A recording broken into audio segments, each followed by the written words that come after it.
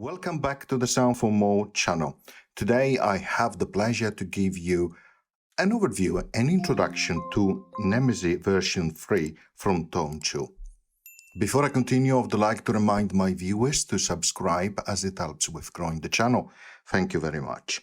Okay, so what is Nemesis 3? Well, it's another digital synth, a classical digital synth, which can do much more than traditional FM or frequency modulation. Indeed, it is about NeoFM, which has a completely different styles, and it opens up a lot of more possibilities. Okay, and the great thing is that unlikely compared to traditional FM synths, this is actually quite warm. It's not as cold or metallic in terms of FM, but it could also it can also reproduce those cold and metallic or silky type of sounds that you are familiar with traditional FM. So as you can see, quite a nice interface with support for a lot of different versions. At the moment I'm running inside Ableton Live and as a VST. And it has a great support in terms of sizes of screens, so 4K, 5K, 8K, high definition, so it's really great. And it has a vast number of patches, more than 1,100 patches. Indeed, if you click browser here, you actually have access to all the different categories here and then all the different patches by category. And then you can see all the infos here as well. And it sounds amazing. The plug sounds are great.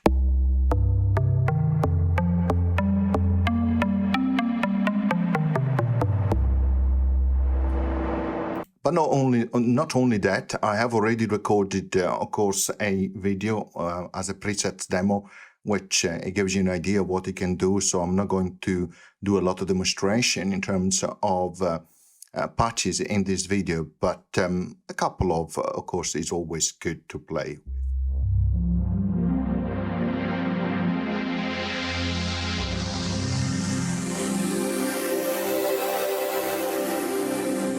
And of course, it is brilliant at these atmospheric type of sounds.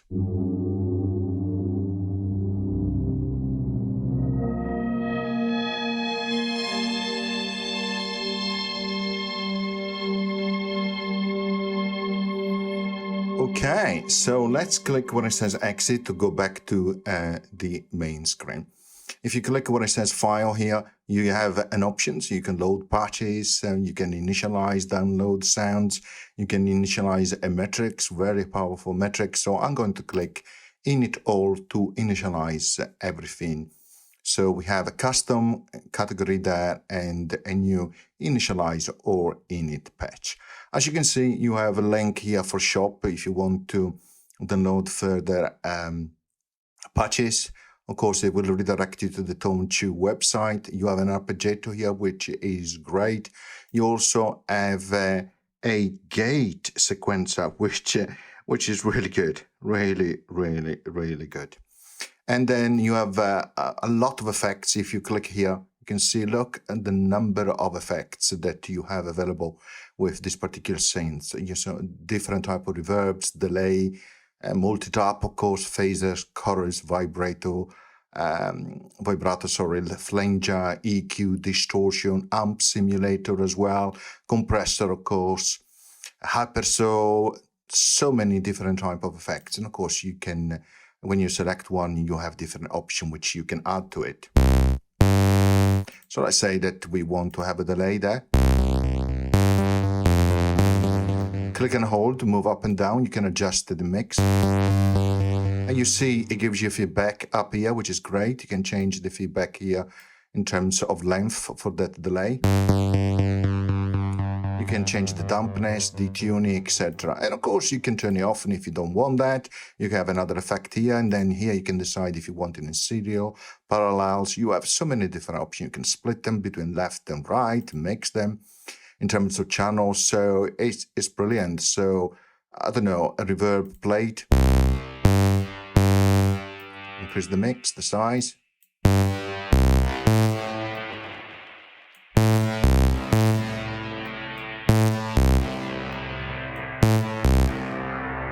Brilliant, you can hear straight away the effect there. But let's set these to off. You have some configuration here. You can change the mode of playing. You can be monophonic, polyphonic. You can have a legato. You can see you can go up to 64 voices in terms of polyphony. It's great. You can have bass boost. Lot of different options, of course, that you can change. And then at the bottom here, or at the end here, you have two matrices, of course, and this is where you have the source and the destination. So if you click where it says off here, you can decide what is the source, like LFO, and then you can decide what is the destination here. Like, for example, tune of C carrier M for modulator, because it is an FM type of synthesis, right?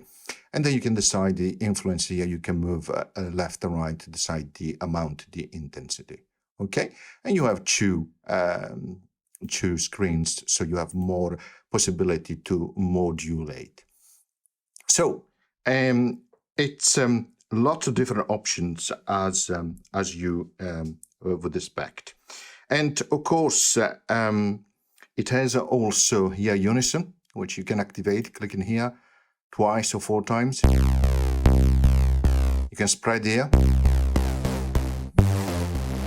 For the detuning here, you have stereo, and of course you can see tooltip there as well. You have pan for the left and right channel, glide here in terms of portamento. Okay, that's absolutely great. And then fundamentally, what do you have? You have 2 oscillators, one here and the second one here. And you can adjust with this big knob here the amount of FM for both oscillators. Now, they work exactly the same. So let's focus on the first one.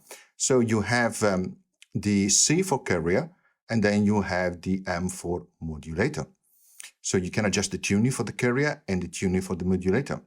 Then you can do drift or detuning. You can adjust the phase. You can change between, you can increase feedback and also noise. Then you can do curve follow as well for frequency modulation. And then what you have here is envelope 1 and 2, which acts respectively to the filter of the modulator and the filter of the carrier. And then you have the different mixture, which is great. And then right here, you can click here and you have, look, the amount of synthesis that you can bring in is phenomenal. And of course, you can also type in your keyboard, like, you know, SI for sine, and then you can go down to the traditional, for example, sine wave, right? Here you can see there is already modulation already on here. You can see these oranges arrow pointing up. Indeed, if you go to the metrics here, you can see the modulation wheel is affecting FM1, which is this one. So if I move the modulation wheel, you can see I'm increasing the FM here, the frequency modulation.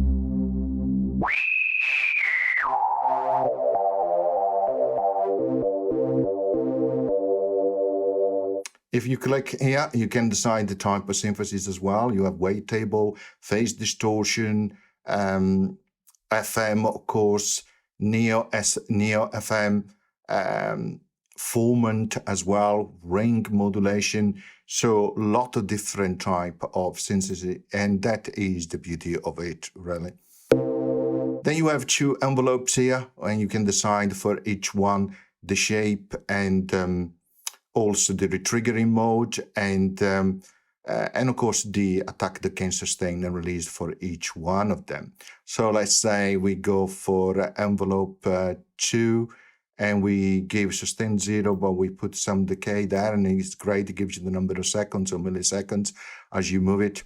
And then you go, this is envelope 1, so we go here, envelope 1. At the moment is a maximum as a filter, so we set the negative value.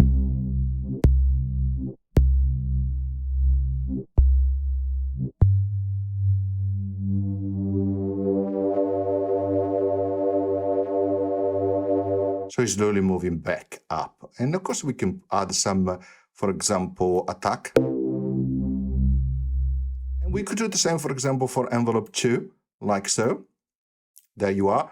And then we put some influence here in terms of intensity. Now, of course, it works better if you set the ADSR here for the amplitude. There it is. you have a general volume here, and then you have your DSR.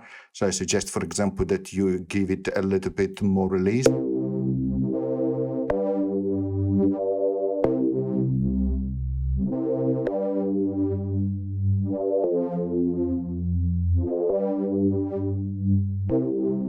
Now let's have a little bit of fun. Let's say that we are going to add, for example, a chorus.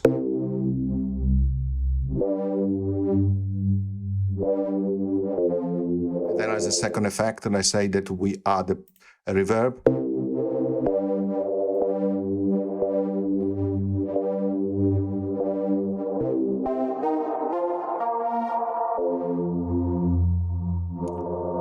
Here, interestingly, you have two LFOs. You can, of course, activate here different type of waveforms. You can set frequency, of course, sync to BPM and the phase. And it's quite great in terms of how it works. Click and hold here, then you drag to the destination.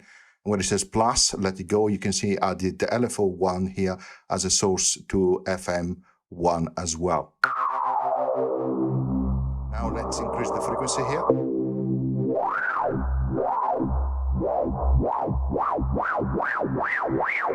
We could decrease the intensity here.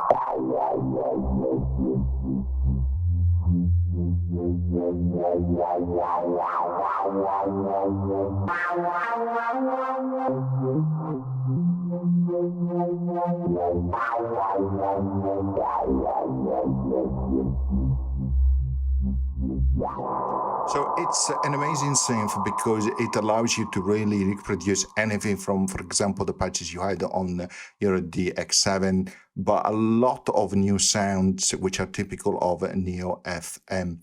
Okay, and you can also add the mixture here. You can mix the modulator here. So you give it more body, really.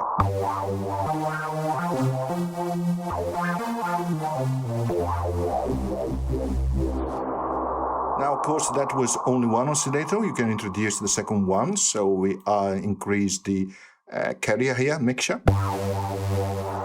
Choose a different, for example, formant there.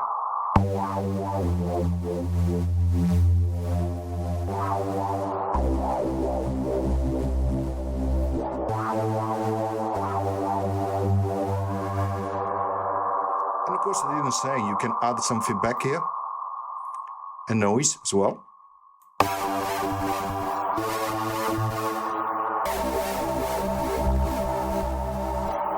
You can add the tuning here or drifting.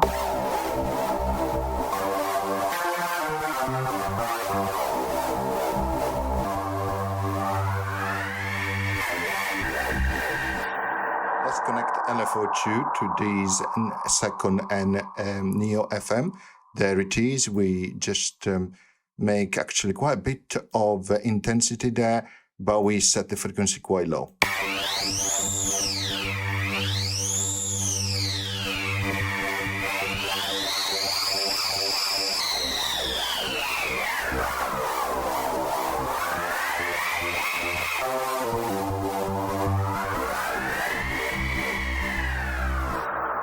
And you can hear the effect, which is great. Of course, you can have an arpeggiato, so click where it says off, you can turn it on there.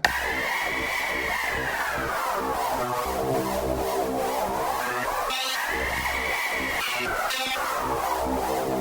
can load pattern, of course, you can change octave, you can go straight here, or you can change the configuration. For example, there you are. So you can do a lot of different things. But also importantly, you have also a transgate here, which is absolutely fantastic. Turn it on.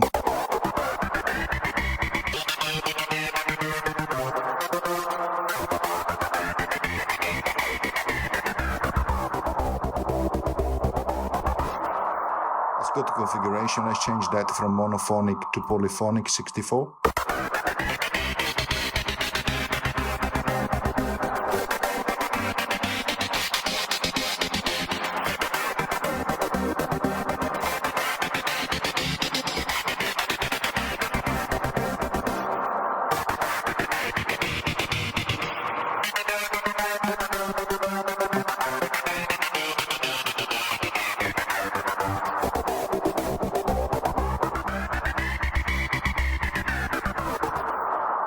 So as you can see, there's a lot that that you can do with this synth. And of course, browse the type of preset because they are amazing. You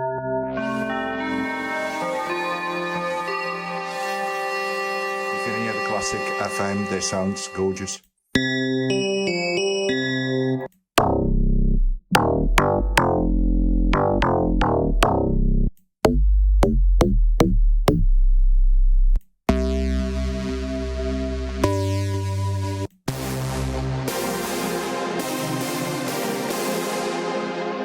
Sounds absolutely great. It really defined an era FM, and NeoFM gives you so much more.